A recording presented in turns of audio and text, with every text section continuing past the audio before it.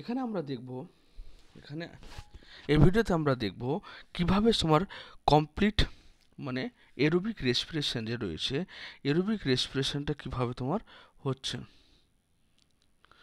Aerobic respiration তো সম্পূর্ণ revision হবে এখানে।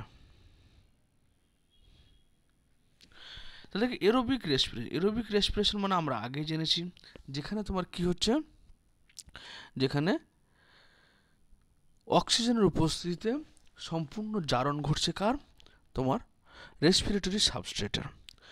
এখানে দেখো এই এরোবিক রেসপিরেশন পদ্ধতিটা যেখানে কমপ্লিট অক্সিজেন মানে ওয়ান মলিকুল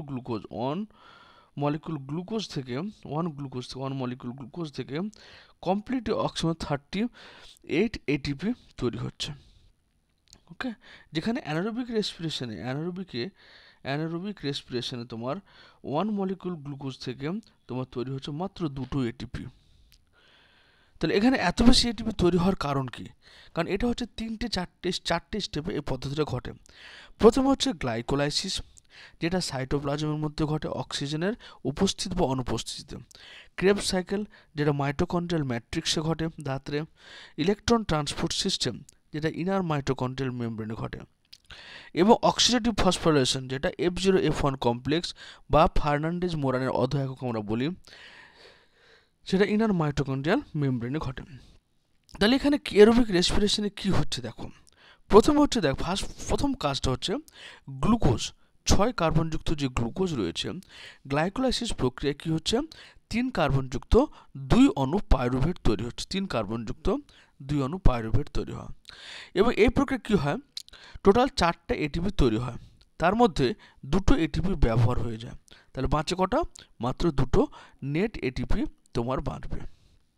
আর 2টো NADH2 মানে এখানে হচ্ছে 6খানা এটিপি, টোটাল 8খানা এটিপি তোমার তৈরি হচ্ছে কোথায়, এই গ্লাইকোলাইসিস প্রক্রিয়ায়। গ্লাইকোলাইসিস তাহলে এখানে তৈরি হলো কটা, 2 + 6 = 8 এটিপি তৈরি হলো এখানে। এরপরে তোমরা যখন আসবো পাইরুভেট থেকে কি তৈরি হবে, পাইরুভেট থেকে অ্যাসিটাইল কোয়ে তৈরি হবে, অ্যাসিটাইল কোয়ে। এটা কোথায়, এটা ইন্টারমেমব্রেন স্পেসে, কোএনজাইম এ। এখানে কি হয়, 2খানা NADH2 তৈরি হয় এবং 2খানা কার্বন ডাইঅক্সাইড তৈরি হয়। 2খানা NADH2 মানে হওয়ার কথা 8 এটিপি 6 এটিপি এখানে তৈরি হলো। এরপর ক্রেবস সাইকেল চক্র যখন হচ্ছে তখন সেখানে হচ্ছে কি, এই যে এটাকে আবার এখানে ধরে নিয়েছে, তখন সেখানে কি হচ্ছে টোটাল 6 NADH2 তৈরি হচ্ছে, 6 NADH তৈরি হচ্ছে, 2টো FADH2 তৈরি হচ্ছে, FADH তৈরি হচ্ছে এবং তোমার কি 2টো ATP তৈরি হচ্ছে। তাহলে এখানে কি হচ্ছে, এই 2টো ATP, তাহলে ক্রেবস চক্রতে টোটাল কি 2টো ATP তৈরি হয়, 2টো ATP তৈরি হচ্ছে। কিন্তু এই যে NADH এবং NADH গুলো FADH2 গুলো এগুলো তো ATP না, এর মধ্যে এনার্জি স্টোর অবস্থায় আছে, এখানে ইলেকট্রন বা এনার্জি স্টোর অবস্থায় রয়েছে। এই NADH FADH2 থেকে এনার্জিগুলো বেরোবে কীভাবে, এর জন্য আবার আমাকে যেতে হবে কোথায়, ইলেকট্রন ট্রান্সপোর্ট সিস্টেম। তো ইলেকট্রন ট্রান্সপোর্ট সিস্টেমে কী হচ্ছে দেখো, আমরা জানি কমপ্লেক্স 1, কমপ্লেক্স 2, কমপ্লেক্স 3, কমপ্লেক্স 4 চারটে কমপ্লেক্স রয়েছে, সেটা কোথায়, ইন্টারমাইটোকন্ড্রিয়াল স্পেসে রয়েছে। তো এখানে কি হচ্ছে, ধরে নাও এখানে কমপ্লেক্স 1, এই জায়গাটাতে রয়েছে কমপ্লেক্স 1। কমপ্লেক্স 1-এর কাজ হচ্ছে NADH-কে ভেঙে গিয়ে যেটা NADH প্লাস H প্লাস তৈরি হয়েছিল ওটাকে NAD প্লাসে কনভার্ট করে দেওয়া এবং সেখান থেকে 2টো প্রোটন আয়ন বাইরে বেরিয়ে যাচ্ছে কোথায়, ইন্টার মেমব্রেন। এটা আউটার মেমব্রেন, এটা হচ্ছে inner membrane, inter membrane proton বেরিয়ে গেল। আবার যে FADH2 তৈরি হয়েছিল কমপ্লেক্স 2 এখানে রয়েছে, এর মাধ্যমে কি হচ্ছে 4টে প্রোটন বাইরে বেরিয়ে, 2টো প্রোটন বাইরে বেরিয়ে যাচ্ছে এবং 2টো ইলেকট্রন চলছে, ইলেকট্রন ট্রান্সপোর্ট হচ্ছে। তাহলে বাইরে ইন্টারমেমব্রেন স্পেসে কী হচ্ছে, প্রোটনের পরিমাণ বেশি হয়ে যাচ্ছে। এই প্রোটনের পরিমাণ বেশি হয়ে যাওয়ার জন্য এখানে অ্যাসিডিক কন্ডিশন যাচ্ছে।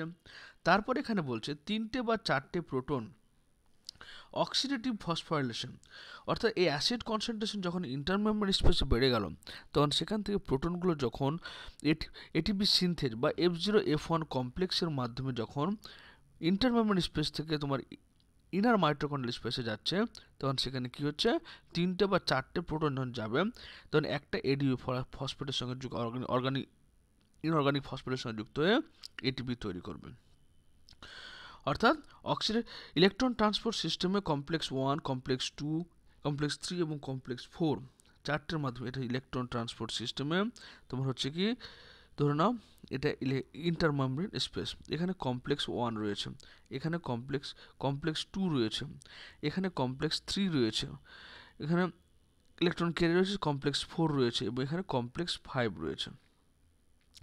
তাহলে এখানে কি হচ্ছে কমপ্লেক্স 1 NADH কিউ রিডাক্টেজ বলা হয় ওকে, যেখানে NADH প্লাস H প্লাসটা ভেঙে গিয়ে কী হচ্ছে NAD প্লাস তৈরি হচ্ছে, প্লাস দুটো ইলেকট্রন তৈরি হচ্ছে এবং দুটো প্রোটন তৈরি হচ্ছে।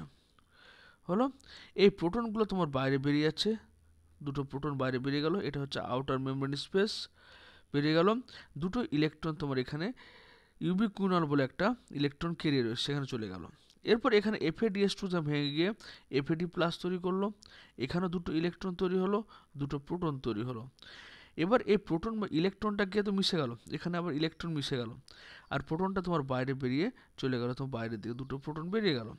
এই ইলেকট্রনগুলো তখন কী হচ্ছে ট্রান্সপোর্ট হচ্ছে, এটা সাইটোক্রোম রিডাক্টেজের মাধ্যমে আসার ফলে তোমার সাইটোক্রোম হয়, আবার সাইটোক্রোম A3 এর মাধ্যমে ইলেকট্রনটা ফাইনালি এসে কার সঙ্গে যুক্ত হচ্ছে S2 প্লাস হাফ O2 মানে তৈরি হয়ে গেল S2। তাহলে এখানে ইলেকট্রন ট্রান্সপোর্ট সিস্টেমে ফাইনাল ইলেকট্রন অ্যাকসেপ্টর হয়ে গেল অক্সিজেন। অক্সিজেনটা এই জায়গাটাতে দরকার। এরপর কি হচ্ছে এখানে যে প্রোটন কনসেন্ট্রেশন বেড়ে গেল, সেই প্রোটনগুলো এসে তোমার চারটে করে প্রোটন যখন যাচ্ছে, চারটে করে প্রোটন বা তিনটে প্রোটন যখন যাবে, তখন এখানে কি হবে এডিপি ইনঅর্গানিক ফসফেটের সঙ্গে যুক্ত হবে এবং সেখানে এটিপি তৈরি করবে। হলো, এটা হচ্ছে ইলেকট্রন ট্রান্সপোর্ট সিস্টেম, আর এই জায়গাটা হচ্ছে তোমার অক্সিডেটিভ ফসফোরাইলেশন। তাহলে অ্যারোবিক রেসপিরেশনের total glycolysis, Krebs cycle, electron transport system এবং অক্সিডেটিভ ফসফোরাইলেশনের মাধ্যমে টোটাল 38খানা এটিপি তৈরি হবে। আশা করি তোমরা বুঝতে পেরেছো।